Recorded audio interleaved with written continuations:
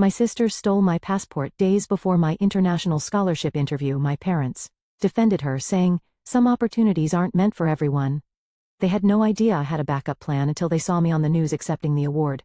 I always knew my sister would try to destroy my dreams. I just didn't expect her to be so obvious about it. Maybe it's a sign? Bridget's smirk made my blood run cold as I tore through my bedroom for the third time. My passport had to be here somewhere. I placed it in my travel folder just yesterday, triple-checked it before bed. Now, less than 48 hours before my flight to Rome, it had vanished. I'm Olive, and I've spent 19 years being the family disappointment. Not because I've done anything wrong, quite the opposite. I studied too hard, dreamed too big, and worst of all, I refuse to accept that my younger sister is the sun our family orbits around. Mom, I called out, trying to keep my voice steady. Have you seen my passport? Honey, you probably misplaced it. Mom's voice drifted up from downstairs, dripping with that familiar condescension. You know how scattered you get when you're stressed. I caught Bridget's reflection in my mirror as she leaned against my doorframe, twirling a strand of her perfect blonde hair. You know, Olive, maybe this is God's way of telling you to stay home. You're not exactly international material. The scholarship letter on my desk begged to differ. Full ride, prestigious global policy program, selected from thousands of applicants. I'd kept it secret until the last possible moment, knowing what would happen when I told them. I got into the program fair and square, I said, my hands shaking as I checked my drawer again. Why can't you just be happy for me? Oh, I'm always happy for you, Bridget cooed, stepping into my room uninvited. I just worry. Remember your science fair project, how it mysteriously caught fire the night before, or your prom dress that somehow got bleach on it? You're just so unlucky. My jaw clenched. Those weren't accidents, and we both knew it, just like my missing passport wasn't an accident. Olive. Dad's voice boomed from downstairs. Family meeting. Now. I followed Bridget down to our pristine living room where Mom and Dad sat like judges ready to deliver a verdict. Mom's cross necklace caught the light as she patted the space beside her. Sweetheart, we need to talk about this scholarship situation. There's nothing to talk about, I said, remaining standing. I earned this, I'm going. Without a passport? Dad raised an eyebrow. Be realistic, honey. Maybe this is a blessing in disguise. You're not ready for something like this. I'm more than ready. She's just jealous, Bridget cut in, her voice trembling with fake tears. Ever since I got asked to be youth pastor, she's been trying to one-up me. Now she's making up stories about missing passports to get attention. I'm not making anything up. But even as I said it, I watched Mom pull Bridget into a hug, shooting me that look, the one that said I was being difficult again, causing problems, hurting my sister. Olive, Mom sighed. Sometimes God closes doors for a reason. Remember what Pastor Mike said about contentment? I felt something snap inside me, not violently, more like a quiet click, a lock turning. You're right, I said, surprising them all. Maybe I should pray about it. That's my girl. Dad smiled, relieved I was finally being reasonable. I think I need some time alone, I added, heading for the stairs, to process everything. Of course, sweetie, Mom called after me. I'll bring you some tea later. Back in my room, I closed the door and pulled out my phone. My hands weren't shaking anymore as I typed a message to Jamal. Plan Alpha is a go. His response came instantly. Backup passport ready. You sure about this? I glanced at my window where I could see Bridget in her room across the yard already on FaceTime with her friends, probably spreading the news of my latest failure. She caught my eye and blew me a kiss. I thought about all the years of sabotage, the constant gaslighting, the way they tried to clip my wings while praising Bridget for every minor achievement. They thought they had me figured out, the quiet, compliant eldest daughter who would eventually accept her place in their shadow. They had no idea what was coming. Absolutely sure, I texted back. See you at 5 a.m. I heard Mom's footsteps on the stairs, probably bringing that tea she promised. Time to play my part one last time. After tomorrow they'd learned that some doors aren't meant to be closed and that underestimating me was their biggest mistake. I wiped my face, ready to look appropriately devastated when Mom knocked. Let them think they've won. In less than 48 hours they'd realize just how wrong they were about everything, especially about me. Mom's tea sat untouched on my nightstand, growing cold while I pretended to sob into my pillow. Through my bedroom wall I could hear Bridget's theatrical phone conversation. I just feel so bad for her, she was saying. She's always been, fragile. I checked my phone, 9:47 p.m., time to set the next phase in motion. I walked downstairs, making sure to drag my feet just enough to sound dejected. Mom? Dad? Can we talk? They were in their usual spots, Dad in his recliner, Mom on the couch with her devotional book. They exchanged that look they always shared when dealing with my episodes. Of course, sweetheart. Mom patted the couch. We've been worried about you. I sat down, clutching my phone like a lifeline. I need to know if you've seen my passport, the one I lost a few months ago. Dad's head snapped up. Months ago. What do you mean months ago? Oh, I said, letting my voice waver. I guess I never mentioned it. I lost it back in March right after I got the scholarship news. I was so embarrassed. Mom's face tightened. March? But you just got the scholarship letter last week. Actually, I pulled up my email. I got it in February. I just didn't know how to tell you. You've been lying to us? Dad stood up, his face reddening. For months? Like how you're lying about taking my passport? I shot back. Bridget appeared in the doorway right on cue. How dare you accuse us? Mom, Dad, she's just trying to blame everyone else for her mistakes. Again, I'm not stupid, I said, standing up. You've been sabotaging me for years. The science fair project, I saw you in the garage with matches the night before. My prom dress, you were doing laundry right before it got accidentally bleached. You're being ridiculous. Bridget's eyes filled with tears. Mom, make her stop. Olive, Mom's voice turned sharp, apologizing to your sister right now. No. The word came out calm. Certain. I'm done apologizing for existing, that's enough. Dad slammed his hand on the coffee table. Go to your room until you can show some respect. I turned to leave, then paused. You know what's funny? When I lost my passport in March, I went to get a replacement right away.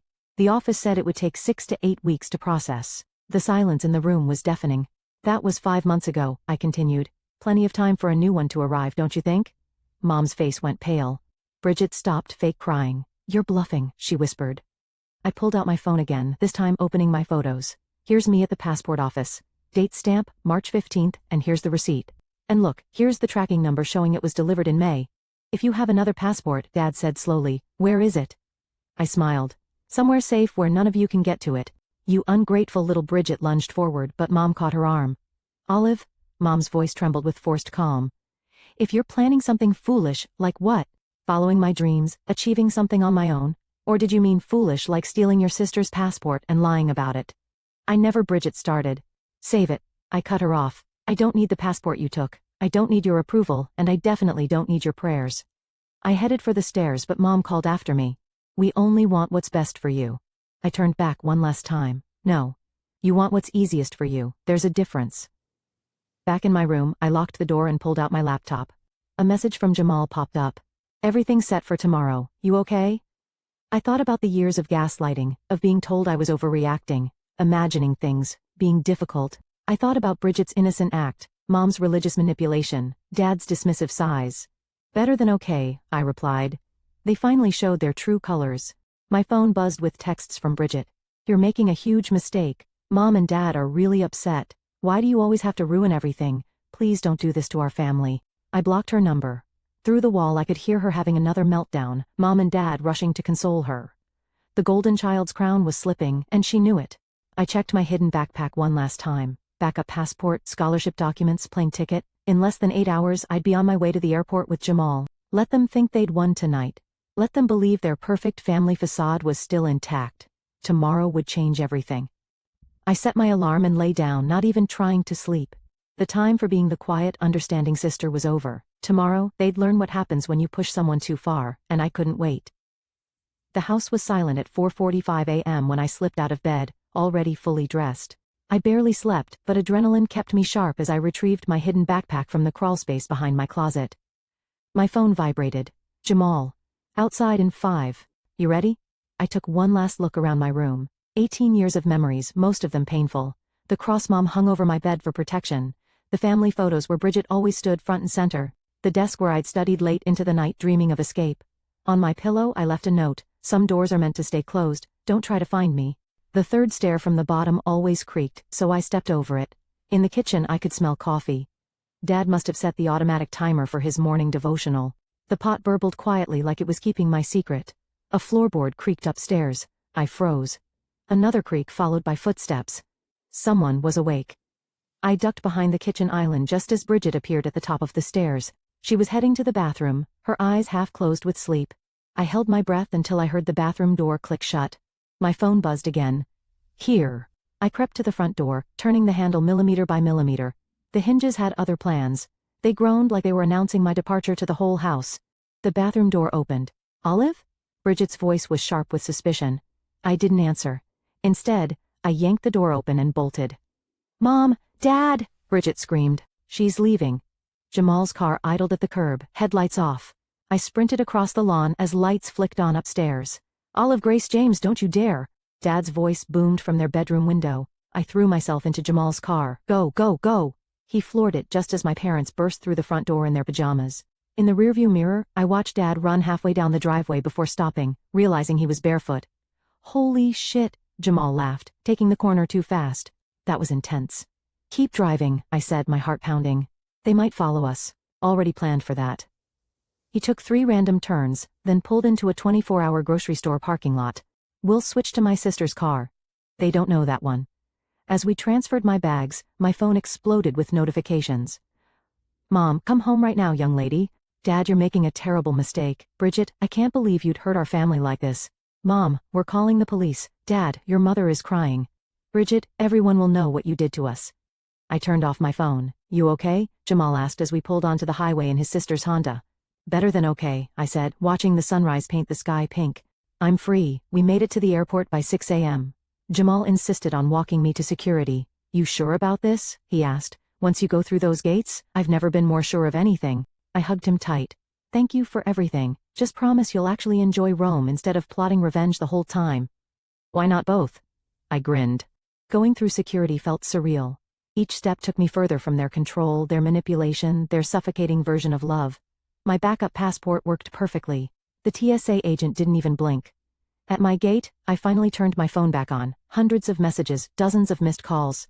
But what caught my eye was Bridget's latest Instagram post. A selfie of her looking sad in my bedroom, caption reading, Sister's Night In. Some people don't understand that family comes first.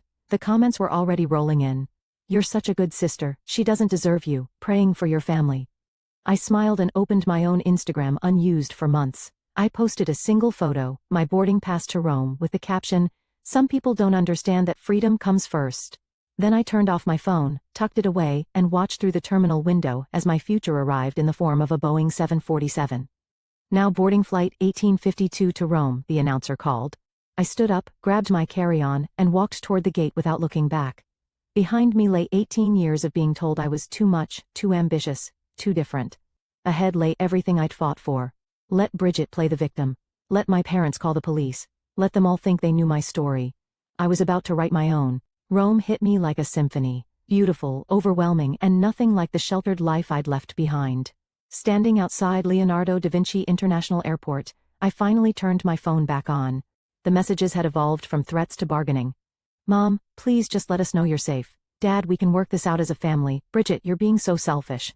Mom hasn't stopped crying. A new text popped up from an unknown number. Hi Olive, I'm Eva from the scholarship program. I'm your assigned mentor. Look for the red scarf at arrivals. I spotted her immediately. Tall, confident, wearing a bright smile along with that red scarf. You must be our American rebel, she said, pulling me into an unexpected hug. The program coordinators told me about your family situation. Don't worry, we've got your back. The scholarship residence was a converted monastery in Trastevere, all ancient stone and ivy-covered walls. My room overlooked a courtyard where students from around the world sat discussing politics and philosophy. Global policy orientation starts in an hour, Eva said, helping me with my bags. Fair warning, they're throwing you right into the deep end. The UN ambassador to Italy is giving the opening address. I must have looked terrified because she laughed. Relax. From what I've seen of your application, you're more than ready.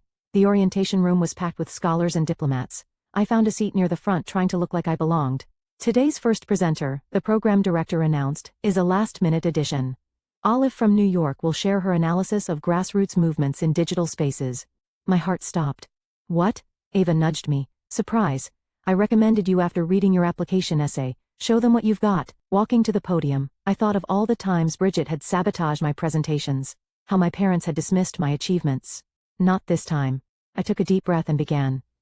Social media isn't just changing how we communicate, it's revolutionizing how we organize, protest, and create change. For 15 minutes I owned that room. Questions flew, and I caught them all. The ambassador himself nodded approvingly. Afterward, Eva introduced me to everyone who mattered. Olive's research on digital activism is groundbreaking, she told the program director. We're lucky to have her. My phone buzzed. A local news website from back home had picked up my story. Local students' dramatic path to prestigious scholarship raises questions about family dynamics. The comment section was war. I know this family from church. There's more to this story. Good for her for breaking free. What kind of sister steals a passport? Then I saw Bridget's latest post, a tearful video about praying for those who abandon their families. The comments were less sympathetic than usual. Didn't your sister win some big scholarship? Why would anyone steal their sister's passport? Maybe there's a reason she left. Ava peered over my shoulder. Your sister? The golden child, I said, or she was. Well, she's about to be overshadowed. The program wants to feature you in their international promo video. Filming starts tomorrow. My hands shook as I realized what this meant. Back home, they'd be forced to watch me succeed. No more hiding my achievements. No more pretending I was the problem. That night, I sat in the courtyard with other scholars sharing stories over wine and pasta. For the first time, I felt seen, understood, valued. My phone lit up with a news alert.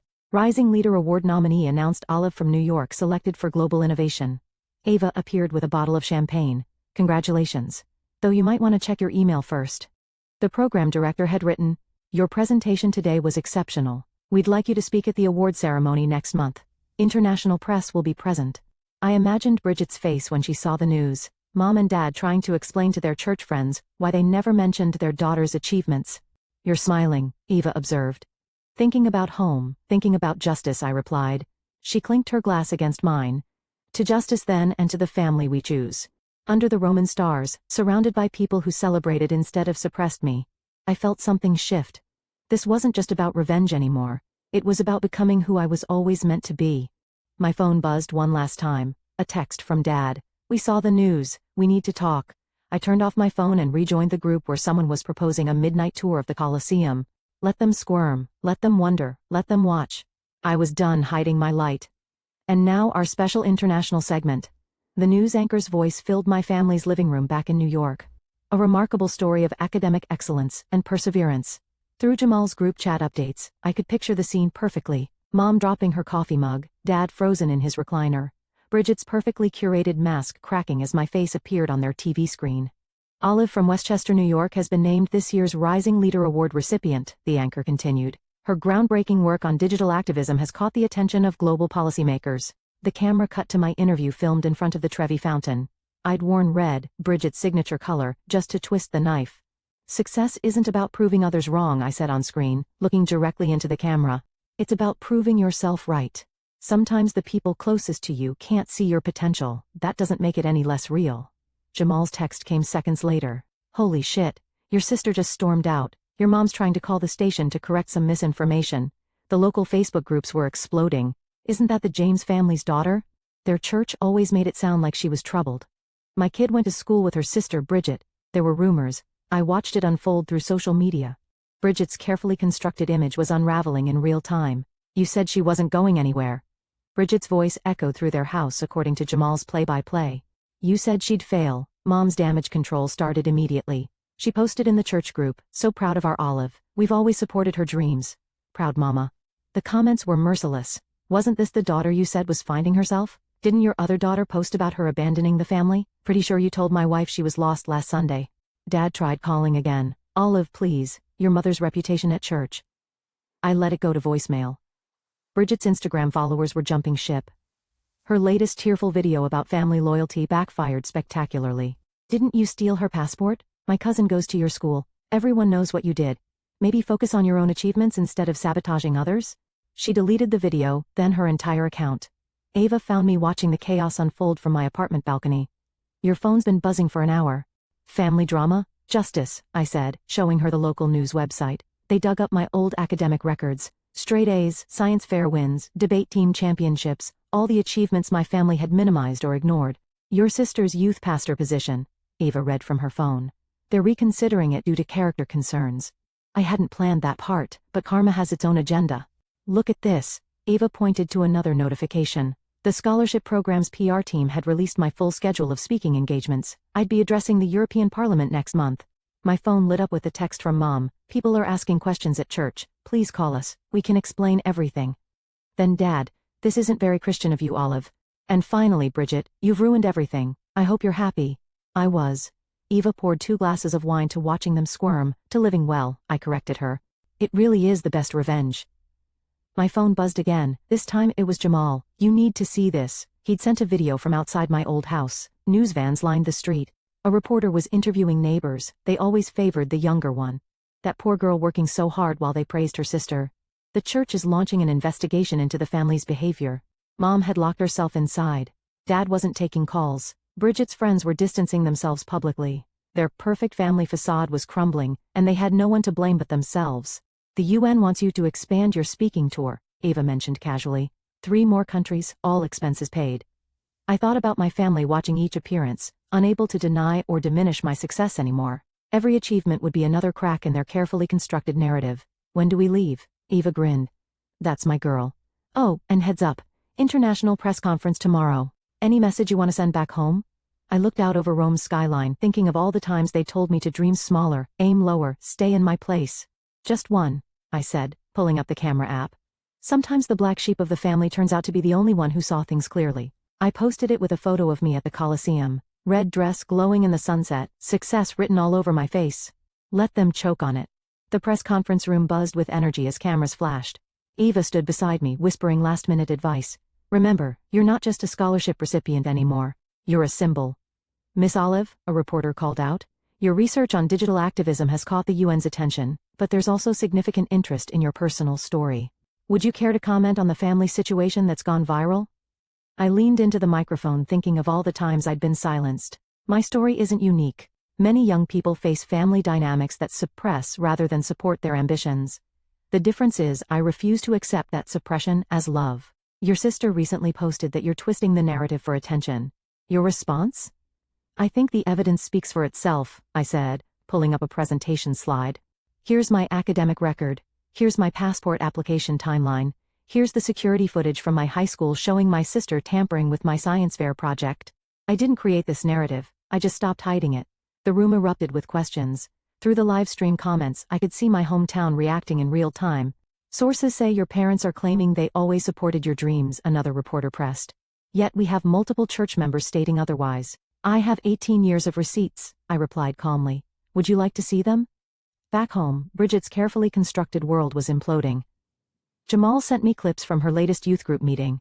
How can you teach us about integrity? One teen challenged her. Didn't you steal your sister's passport? My mom says we need a new youth leader. She'd run out crying. For once, her tears weren't getting her what she wanted.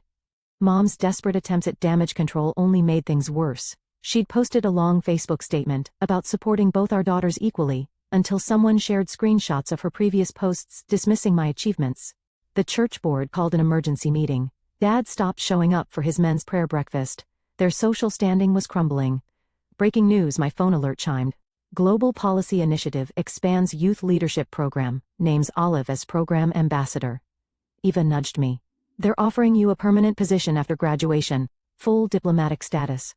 I thought of all the times my parents had insisted I'd never succeed outside their protective bubble. Now I was being offered a career they couldn't even comprehend. One more question, a reporter called out. Your sister's recent video suggested you're punishing the family, are you? No, I said firmly. I'm succeeding. They're just not used to that. After the conference, Eva showed me the latest stats. My story had gone beyond viral. It was becoming a movement. Why Black Sheep success was trending. Check your email, she said, grinning. The White House Youth Leadership Summit wants you as their keynote speaker. I opened my laptop to find hundreds of messages from young people sharing similar stories. My family tried to stop me from going to college. They always favored my brother. You gave me courage to apply for that scholarship. Then I saw it, an email thread titled, Family Updates. Mom had created it years ago to share Bridget's achievements with relatives. I'd never been mentioned. I clicked reply all and attached my latest interview clip. Sometimes love doesn't feel like love at all. Sometimes it feels like control, like suppression, like constant reminders to be less so someone else can be more. That's not love. That's abuse dressed up as protection. Send. Within minutes, relatives I hadn't heard from in years started responding. We had no idea. Your parents only ever talked about Bridget. This explains so much, Jamal texted. Your mom just left church in tears. The pastor's wife refused to sit with her. Bridget got removed from the youth leadership program. His next message read, officially for personal reasons. Your parents only ever talked about Bridget. This explains so much, Jamal texted. Your mom just left church in tears. The pastor's wife refused to sit with her. Bridget got removed from the youth leadership program. His next message read, officially for personal reasons. I should have felt vindicated. Instead, I felt light, free, like I could finally breathe without wondering if I was taking up too much air. Eva appeared with a stack of papers. Ready to sign your contract? The UN doesn't wait forever. As I signed, my phone lit up with one last message from Dad. We hope you find what you're looking for. no apology, no acknowledgement, just distance wrapped in passive-aggressive concern. I picked up my phone and typed, "I already found it. I found myself, the self you tried to bury, and she's magnificent." Then I turned to Ava. "When's our flight to Geneva?" "Tomorrow morning," she smiled. "The world's waiting. Let them watch from their small-town shadows. Let them see what happens when you try to dim someone's light." I was done hiding, and I was just getting started. The gala ballroom sparkled with diplomatic elegance as I adjusted my microphone. 6 months had passed since my escape, and tonight was the culmination of everything. The Rising Leader Award ceremony broadcast worldwide. "Ready?" Eva straightened my navy blue gown. "Your family's definitely watching. Jamal says they've gathered at your house with the church elders to pray for your soul." I smiled. "Let them pray. I'm done feeling guilty for their discomfort." The program director took the stage. Tonight's recipient redefined what it means to overcome adversity. Please welcome Olive. Walking to that podium, I remembered every dismissive comment, every sabotaged opportunity, every time they told me to be less. Not tonight. Success stories usually start with, "I had a dream," I began. Mine starts with, "I had a backup passport." Gentle laughter rippled through the crowd. We talk about toxic relationships but rarely about toxic love. The kind that clips your wings while claiming to protect you. The kind that praises mediocrity in one child while punishing excellence in another. In the audience, I spotted several ambassadors leaning forward, nodding. My sister stole my passport to stop me from being here tonight. My parents supported her decision, calling it God's will. But here's what they never understood. Sometimes love doesn't feel like love at all. The cameras panned across the rapt audience. They thought they were protecting me. In reality, they were protecting themselves from the discomfort of watching me outgrow their limitations. My phone buzzed silently in my clutch. Jamal's update. "Your mom just left the room crying. Bridget's trying to livestream a response but keeps getting error messages." To every young person being told to dream smaller, I continued, to accept less, to stay in their place. You don't have to set yourself on fire to keep others warm. Your potential isn't a threat to anyone except those who want to control you. Eva gave me a thumbs up from the side stage. Tonight, I accept this award not just for myself, but for every black sheep who refused to graze where they were told. For every scapegoat who decided to soar instead of suffer. The applause started building. And to my family, watching from home, I paused, letting the weight of the moment settle. Thank you. Your attempts to contain me only proved how much space I was meant to take up. Your fear of my light only showed how brightly it could shine. Standing ovation, camera flashes, tears in the audience. Later at the reception, my phone exploded with notifications. Bridget had finally managed to post her response video. "My sister's speech was a cruel attack on our loving family," she sobbed. "We only wanted what was best." The comments cut her off. "Give it up, sis. Return the passport yet? Your act isn't working anymore." She deleted it within minutes. Ava appeared with a group of UN officials. "They want to expand your speaking tour, Asia, Africa, South America. Your story is resonating globally." My phone lit up with a text from Mom. "We hope you find what you're looking for." The same message as before. Still no apology. Still no acknowledgement. I handed my phone to Eva. "Blocked their numbers, all of them." "You sure? They're not watching to understand. They're watching to find weaknesses.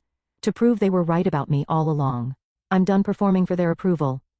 A reporter approached with one last question. "What makes you most proud of your journey?" I thought about the scared girl who'd hidden a backup passport, the sister who'd endured years of sabotage, the daughter who'd been told her dreams were too big. "That I got here on my own," I said, even when no one believed I should. After the cameras left, Eva found me on the balcony. "Your story's been picked up by major networks. They're calling you the voice of a generation. And my family? Your aunt called the program office. Apparently your parents are taking a break from church leadership to focus on family healing." I laughed. Translation: they can't handle the public scrutiny. And Bridget lost her youth pastor position, her social media influence, and her perfect daughter crown. Turns out, karma doesn't take prayer requests. Eva handed me a glass of champagne. "To the black sheep, to freedom," I corrected her, "and to never looking back." Below us, Rome glittered like a sea of possibilities. Somewhere in New York, my family was probably crafting their next narrative about their lost daughter. But I wasn't lost. For the first time in my life, I was exactly where I was meant to be. And I was never going back to being small. The interview questions glowed on my laptop screen as I settled into my hotel suite in Geneva. A global youth magazine wanted my take on family dynamics and personal growth. The usual softball questions until the last one caught my eye. Was revenge worth the cost of losing your family? Ava lounged on the couch nearby, scrolling through our schedule. "You don't have to answer that one." "Actually, I do." I began typing. "Revenge implies I acted out of spite. I simply stopped accepting their version of love as the only version possible.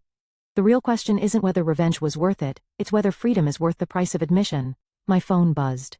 Jamal had sent a local news clip. My parents' church was splitting over differing interpretations of family values. The pastor who'd once praised their parenting had publicly questioned their methods. Your mom tried joining a new church, Jamal texted. They Googled her first. I should have felt triumphant. Instead, I felt nothing. No satisfaction, no regret, just peaceful detachment. Miss Olive, a knock at my door. The UN Secretary General moved up your meeting. Cars waiting downstairs. Eva grabbed her tablet. Ready to change some policies? Almost. I turned back to the interview. Success isn't sweet revenge. It's proof that their limitations were never mine. Their small dreams were never my ceiling. Their fear was never my future. The hotel lobby bustled with diplomatic activity. As we waited for the elevator, I noticed a mother and daughter arguing nearby. But I don't want to be a lawyer, the girl protested. I want to study art. We're not having this discussion, the mother hissed. Family tradition. Excuse me, I found myself saying. Both turned, recognizing me instantly. You're that speaker, the mother said. The one whose family tried to clip her wings. Yes. I turned to the daughter. Let me guess. They say they're protecting you? The girl nodded, wide-eyed. Protection that feels like a cage isn't protection at all. I handed her my card. Email me, I know some great art schools in Rome. The mother opened her mouth to object, then stopped, something shifting in her expression. In the car, Eva raised an eyebrow. That was new. Maybe that's the real revenge, I said, helping others avoid what I went through. My phone lit up with a notification. Bridget had posted for the first time in months to my sister. I'm sorry, not for the cameras, not for likes, just sorry. I was wrong. Comments poured in, character growth, finally some honesty, takes courage to admit fault. I clicked her profile. Her bio had changed, learning to celebrate others' light instead of trying to dim it. Are you going to respond? Eva asked. No. I put my phone away. Her growth isn't my responsibility anymore. At the UN building, an aide rushed up. The Secretary General asked if you'd share your personal story before discussing policy. I thought about that scared girl with the backup passport, about Bridget's first genuine apology, about that mother in the lobby reconsidering her stance. Tell him I'll share something better, I said. I'll share what comes after survival. That evening, back in my suite, I opened my laptop to finish the interview. People ask if revenge was worth losing my family, but that assumes family is only blood and binding ties. Sometimes family is the friend who helps you escape, the mentor who sees your potential, the strangers who become your strongest supporters. Sometimes family is choosing yourself when no one else will. And sometimes the greatest revenge isn't making them sorry. It's making them irrelevant to your happiness. I hit send, then walked to the window. Geneva's lights sparkled below, each one a possibility, a future, a dream unbound by anyone's limitations but my own. My phone buzzed one last time.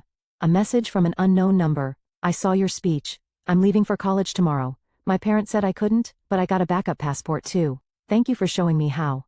I smiled, remembering that first taste of freedom on the flight to Rome. Good luck, I typed back. The world is bigger than their fears. Eva appeared at my door. Car's here. Ready for your TED Talk? I grabbed my notes, catching my reflection in the mirror. No more shadows in my eyes. No more tension in my shoulders. Just strength, purpose, and the quiet confidence of someone who chose herself. Ready? I said, stepping into the hallway. Let's go help some more black sheep fly. Behind me, my phone lit up with another message from Bridget. Whatever it said could wait. I had a future to build, and it was brighter than any past they'd tried to trap me in. That was the sweetest revenge of all.